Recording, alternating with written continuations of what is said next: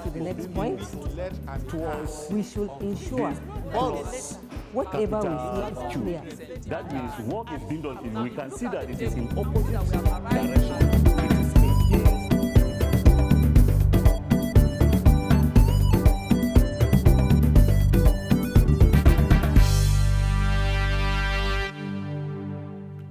Good day, learners. Welcome to Home Management class. My name is Saratu Ishaya. And today we'll be going on the topic in our home management. We have principles of home management. And the subtopic is time management. I take that again, time management. Our outline for today, we have the definition,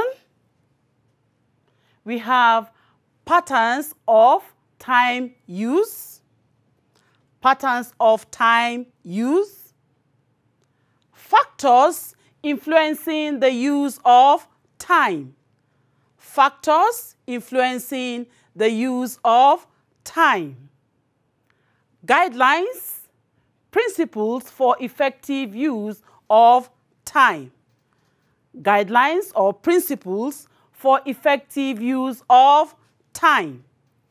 We have applying the management process to time use. Applying the management process to time use. We have our summary and assignment. Definition. Time is one of the resources available to everyone at equal amount. You all agree with me that your 24 hours is the same as mine. God has not given anybody a particular time and then taking it away from another person. Everyone has 24 hours in a day, but the way you use your time varies. How time is used affects each person's goal attainment and the use or development of other resources. Just like I said, 24 hours has been given to everybody, but the way you use your time matters a lot. It means when you waste your time, when you're supposed to do anything, at the end, whatever your goal that has been set will not be achieved. But if you use your time wisely, at the end of the day, whatever you have planned to do, so long as there's good health and you have life, you surely attain your goal. Time management is therefore the process of planning, organizing, implementing, and evaluating how much time to spend on specific activity or task. I'll take that again. Time management is therefore the process of planning, organizing, implementing, and evaluating how much time to spend on specific activity or task. We have pattern of time use. Pattern of time use. Time use has been grouped according to its specific applications as follows. A, work time. Work time.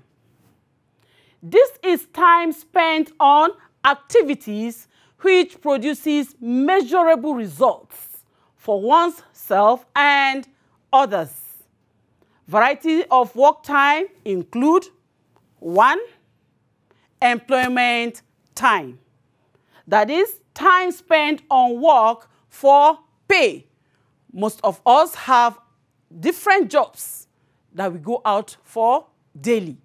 Some are teachers, some are bankers, we have doctors, we have lawyers, we have others that go to their private jobs. But at the end of the day, that is your employment time.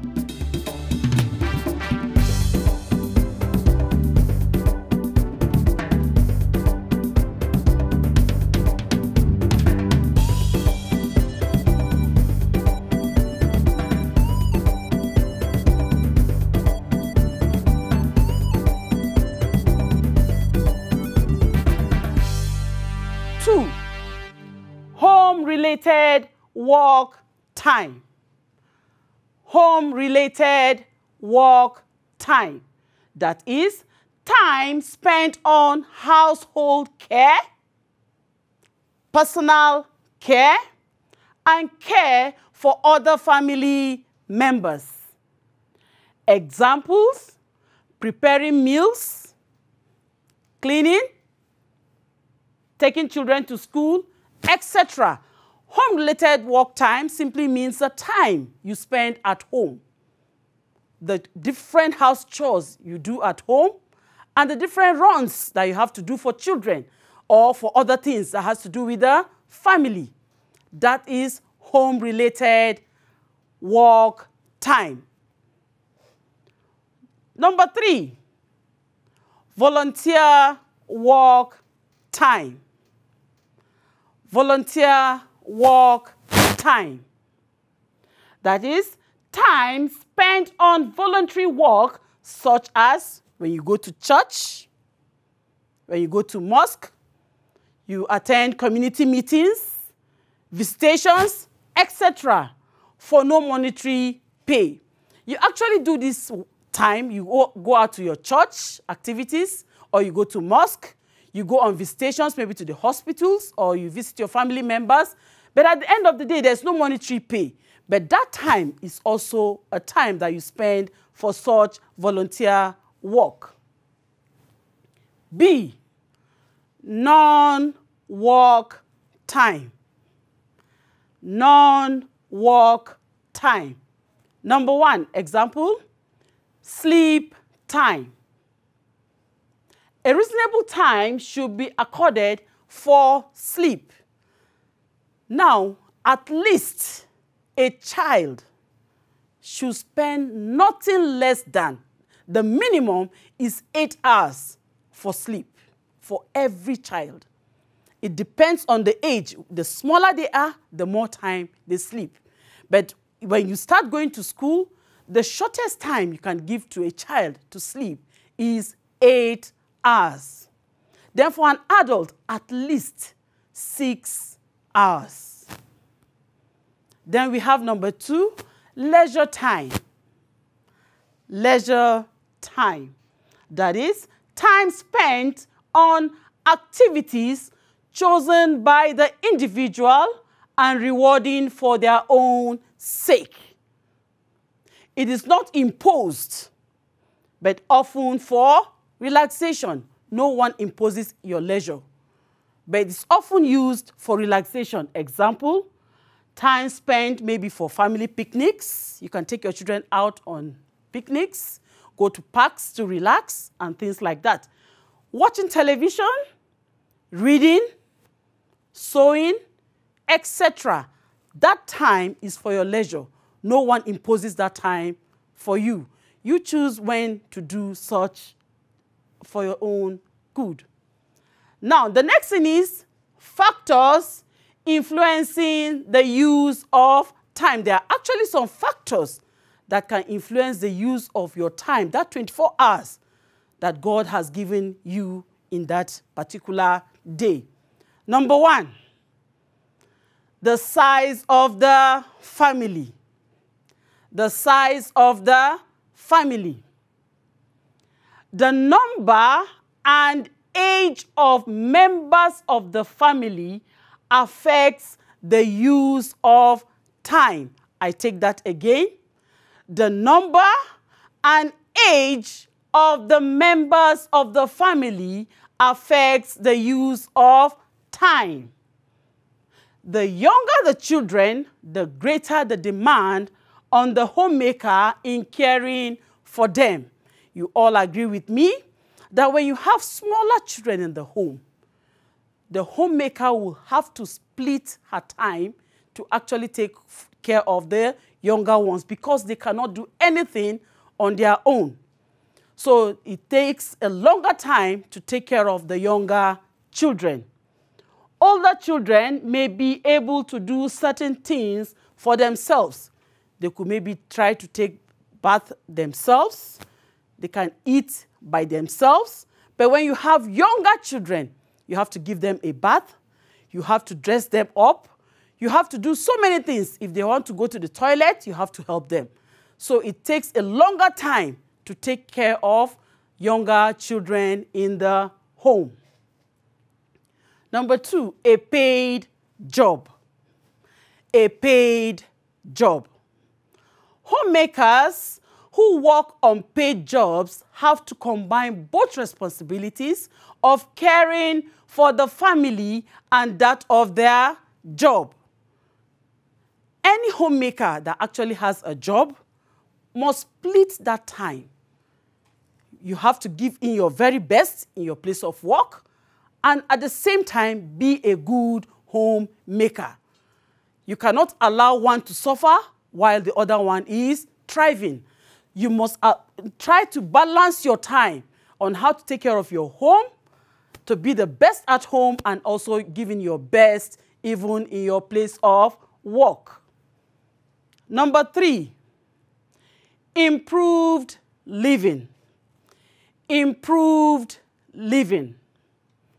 When there is an improvement in the income of a family, modern equipment and appliances will be bought to help reduce time spent on any task.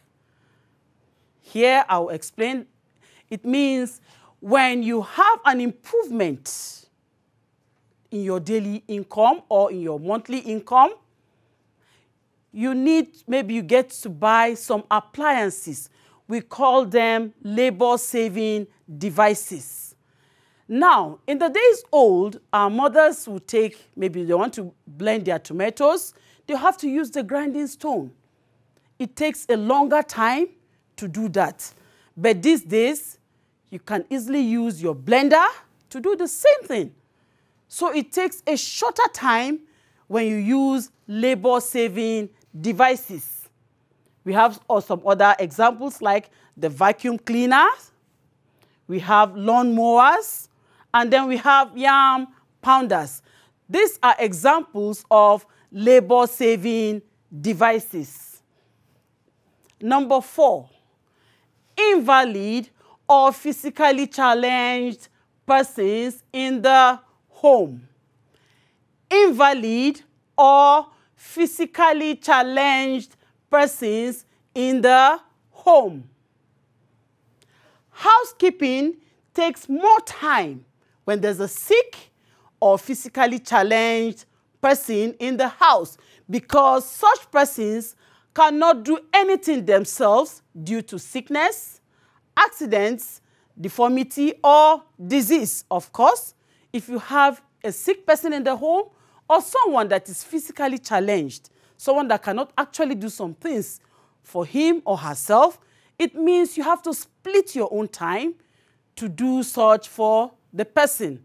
And at that point, it means more time will be spent for that task. Number 5, attitude or interest. Attitude or interest. The attitude or interest of a person towards a task will determine the amount of time one wishes to spend on it.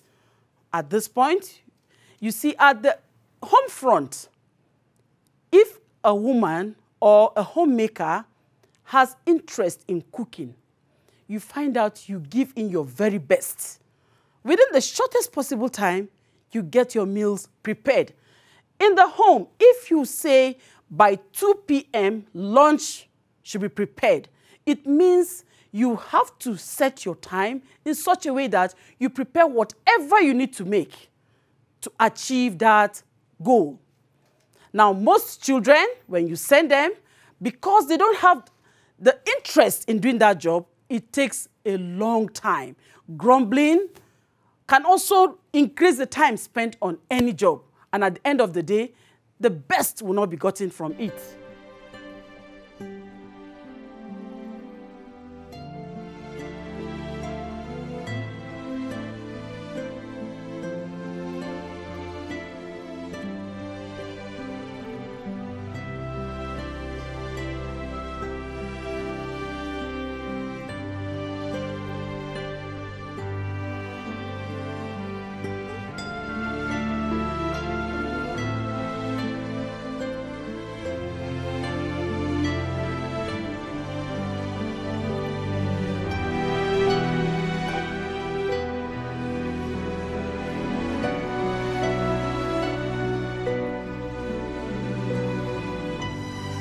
Now, guidelines or principles for effective use of time. We actually have some guidelines or principles that can be applied so that at the end of the day, we have an effective use of time.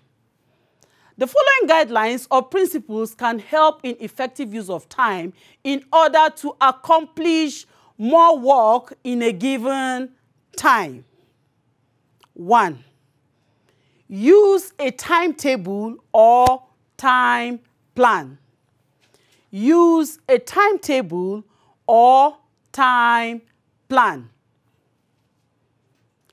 This helps to avoid confusion and ensures that tasks are accomplished at a specified time without much fatigue. I'll take that again. This helps to avoid confusion and ensures that tasks are accomplished at a specified time without much fatigue. Do not allow one task to overlap the other. Try as much as possible to carry out each task at the time it has been specified so that one task cannot overlap to the other task. 2. Arrange all the household chores and activities properly so that they can be done sequentially. What does it mean to be done sequentially? What task should be done first thing in the morning when you wake up? What should be the next thing? When you arrange your task sequentially at the end of the day, you achieve the aim. Number 3, plan to do related jobs at a time to avoid confusion. Plan to do related jobs at a time to avoid confusion. Number 4, prepare properly for a given task. For instance, uncomfortable dressing, e.g., high-heel shoes or flowing gowns can prevent you from working smartly when performing a task. Number 5, have a to-do list. Take note of all you need to achieve or accomplish daily in a notebook or jotter. All that has been accomplished during the evaluation should be ticked. That is when you have a recap. Number 6, alternate light and heavy jobs as far as possible. Number 7, avoid procrastination, that is, delaying activities. For instance, one may put off an activity that should be accomplished for today till tomorrow or even next week. Number 8, include rest period usually after the end of any task, especially heavy jobs. Number 9, use work simplification techniques such as maintaining good posture, reducing the number of movements involved in one task, etc.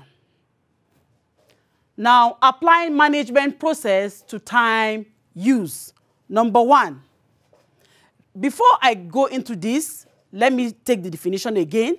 Remember, time management simply means planning, organizing, implementing, and evaluating the use of time to accomplish a particular task. Now, number 1, in applying management process to time use, planning time use. This is the process of planning what to do at a particular time. It will help you take an overview of the entire day. This can be achieved by A, listing all the activities to be done in a day.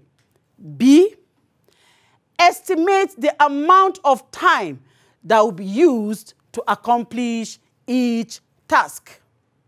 Number 2, organizing activity in the time plan. At this stage, if the task will be carried out by you, organize it in such a way that you don't get exhausted at the end. If others are involved, split tasks to them based on your estimated time. Number 3, implementing activities of the time plan. A good time plan is easy to implement. At this stage, be sure each task is carried out based on the planned time. There should be room for flexibility. For example, if at the cost of carrying out the task, an accident occurs, the time plan can be altered. Delays and interruptions should, however, be avoided. Number 4, evaluating time plan. This is the process of finding out A, if the task was accomplished, B, how much time was wasted or saved, C, how successful the time plan was, D, problems encountered and what can be done to improve it. Now, a summary of all that we've done today. We had the definition. We had patterns of time use. Example, work time. Examples of work time is employment time, home-related work time, volunteer work time. B, non-work time. We have examples, sleep time, leisure, etc. Then factors influencing the use of time. 1, size of family, paid job, improved living, etc. Then we had guidelines stroke principles for effective use of time. 1, we said use a timetable or time plan. We said prepare properly for a given task and then have a to-do list, etc. Then applying the management process to time use. The 4 processes is planning, organizing, implementing, and evaluating.